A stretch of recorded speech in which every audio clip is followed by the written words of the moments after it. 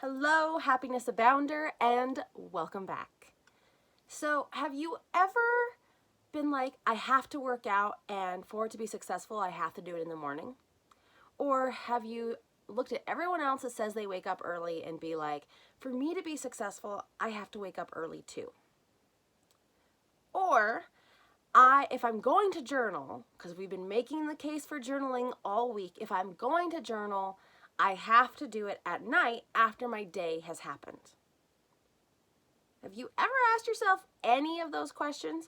Or really, in the most simplest form, looked at creating a new habit or routine that you know will be beneficial for you, but then you have some kind of rule that everyone else does it in the morning or everyone else does it at night or during lunch, and that means that's the time you have to do it too?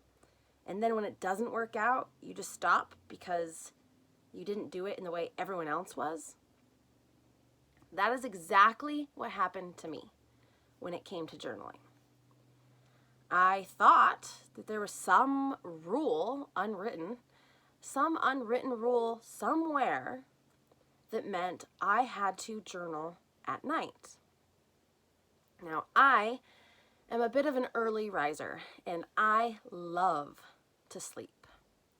And I am very blessed with a capability, if you will, that in most cases, if I put my head on the pillow and I don't have distractions, no phone in my hand, then I can go to sleep within like 3 seconds. And my husband even timed me one time. And I actually really love that about myself. So, needless to say, I love sleep and I can fall asleep in an instant. And I also have this great ability that I've had my whole life where I can go to sleep anywhere at almost any time.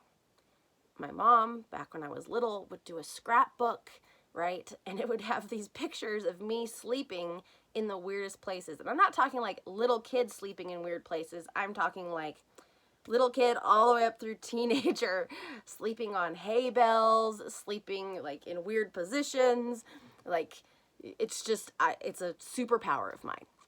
So I love to sleep. But I had this rule that I needed to journal before I went to bed. So a long day would happen, and frankly, in most cases, it was an emotionally overload kind of day because I wasn't doing the work that I do now, and the emotional management work. So there was a lot of emotions, a lot of situations. It would be exhausting. I'd be ready for bed and look at my journal and be like, yeah, I'm just too tired. I want to go to bed. I just want to go to sleep. I don't want to write in this because I feel like I have to write everything down that happened in extreme detail, and I have to do it all before I go to bed, and my arm gets tired and I'm in bed, and so like my arm gets tired, the pen runs out of ink if I hold it up on my knees when I'm laying down, and just all this stuff that I convinced myself, like, I don't want to journal right now. I'll do it tomorrow. How many people have said that? I'll do it tomorrow. So tomorrow would come, and the day would be emotionally wrought with good and negative emotions. I'd have situations happen. I'd go to lunch with a friend, and I'd want to share what happened there, and I would get a whole bunch of things done during the day. I'd be ready for bed. I'd get into bed, look at my journal, and go, I didn't do it yesterday, and there's so many things that happened today. I have to make up for 2 days worth of stuff now, and I'm really, really tired. Like, this is overwhelming. I'll just get to it on the weekend. I'll spend a Sunday and a couple hours catching up on my journaling. Well, Sunday rolls around, and I'm sorry, who wants to spend hours journaling? I mean, I am making the case with this theme week of episodes on making a case for journaling. Like, I am a big advocate of journaling. I don't want to spend several hours on a Saturday or a Sunday catching up on the entire week and feeling obligated to journal. I don't want to do that now, and I certainly didn't want to do it then. So what happened? I would just let it go. And years would go by before I journaled. And in those years, The fear of other people reading it, the fear of perfection because I had stopped and started so many times, the thought that, oh, I'm going to get this perfect notebook and it will be the thing that motivates me to write at night. That didn't work. So I was not getting any of the benefits of journaling. And I found that while it was all these excuses and all these fears, there was this unwritten rule that I needed to journal at night. It was written in stone in my mind that that's how you journaled. And I couldn't do it.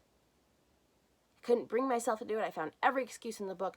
But when it really came to it, I was just tired and overwhelmed. And my willpower at the end of the day was shot. So the drive, or even if it was motivation, the inspiration, all of these moments where it was like, I really know I need to journal, weren't enough to overwrite the unwritten rule. So why do I bring this up? It goes back to, do you have this mindset that you can only work out if it's in the morning? You can only be successful if you wake up early? You can only journal if it's at the end of the day? If you have something like that in your brain, I want to expand that. I want to open that up in you today. Because as we're making the case for journaling, it is the perfect time to discover these unwritten rules that you may have. These rules that are hard-coded, that are telling you if this doesn't work for you this way, something's wrong or you're broken. It's simply not the case.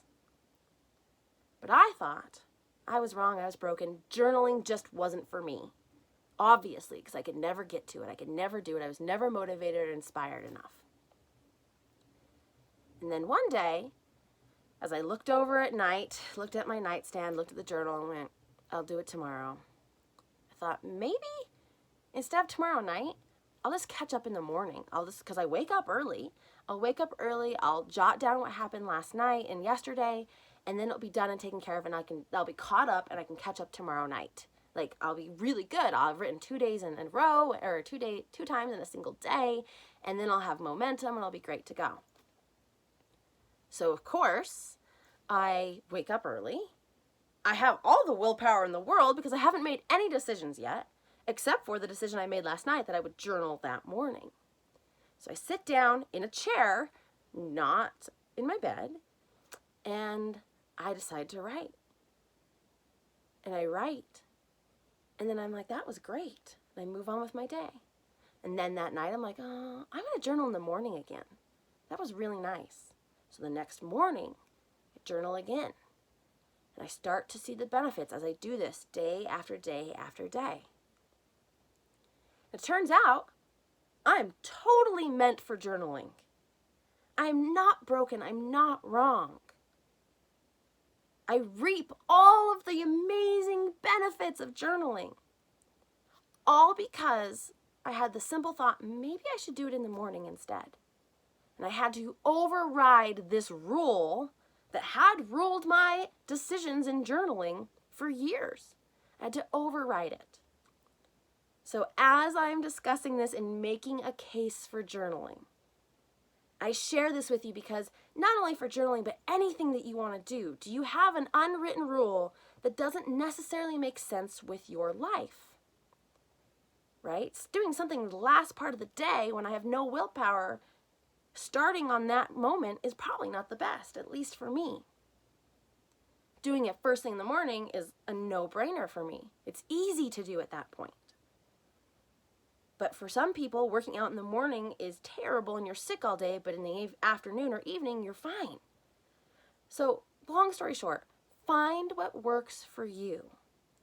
Check these unwritten rules, and specifically check any unwritten rules you have around journaling. The fear about it not being valuable, the fear about perfectionism, the fear of you have to do it a certain way, the fear of other people reading it. Work through those rules and those fears and really start to reap the benefits of journaling. So that said, tune in next week. I will share some more ideas around what you could journal about. But in the meantime, I hope you will try journaling. And remember, you are capable of happiness abound.